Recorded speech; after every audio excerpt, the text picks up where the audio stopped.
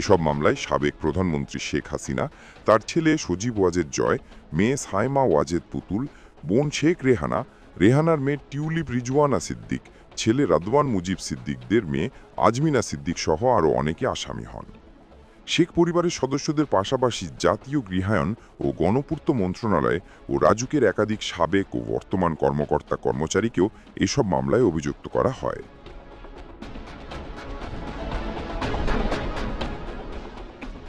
তাদের মধ্যে ছিলেন সচিব, অতিরিক্ত সচিব, প্রশাসনিক কর্মকর্তা, রাজুকের সাবেক চেয়ারম্যান, বিভিন্ন সদস্য, সাবেক প্রতিমন্ত্রী এবং প্রধানমন্ত্রীর সাবেক একান্ত সচিব সহ বেশ কয়েকজন উচ্চপদস্থ কর্মকর্তা। অভিযোগ গঠন ও তদন্ত।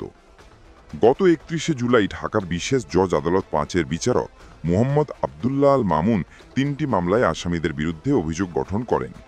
অপর ৩টি মামলায় ঢাকার বিশেষ জজ আদালত ৪ অভিযোগ গঠন করেন।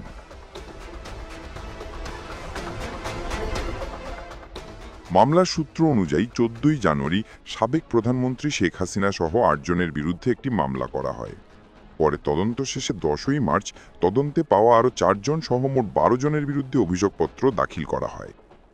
অপর একটি মামলায় সাইমা ওয়াজেদ পুতুল ও শেখ হাসিনা সহ ১৬ জনকে আসামি করা হয়। ওই মামলায় তদন্তে পাওয়া আরও ২ জন যোগ হয়ে মোট ১৮ জনের বিরুদ্ধে অভিযোগপত্র জমা দেওয়া হয়। অপর একটি মামলায় সজীব ওয়াজেদ জয়ের প্লট বরাদ্দের অনিয়মের অভিযোগে শেখ হাসিনা সহ ১৫ জনের বিরুদ্ধে মামলা করা হয় এবং পরে তদন্তে আরও ২ জন যুক্ত হয়ে মোট ১৭ জনের বিরুদ্ধে অভিযোগপত্র দাখিল করা হয়। অভিযোগের মূল বিষয় কি?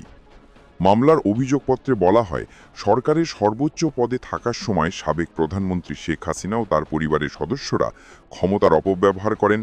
যোগ্যতা না থাকা সত্ত্বেও তারা পূর্বাচল আবাসন প্রকল্পের ২৭ নম্বর সেক্টরে ১০ কাঠা করে প্লট বরাদ্দ নেন।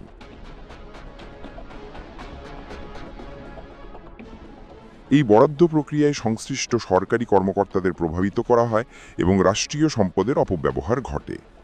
এই ৩ মামলার রায়ের মাধ্যমে পূর্বাচল প্লট দুর্নীতির একটি বড় অংশের বিচারিক নিষ্পত্তি হলো বলে সংশ্লিষ্টরা মনে করছেন।